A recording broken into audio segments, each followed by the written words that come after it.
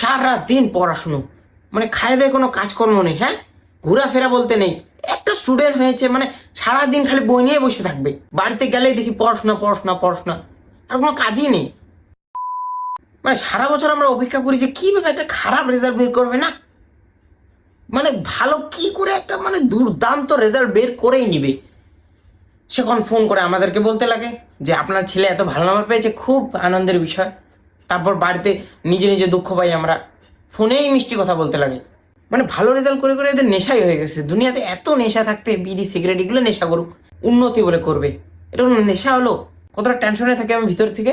কালকে দেখছি ওর বাবা সবাইকে মিষ্টি দিয়ে বেড়াচ্ছে, মন থেকে কত জ্বলন হচ্ছে আমার, তো বলতে পারছি না কীভাবে বলবো।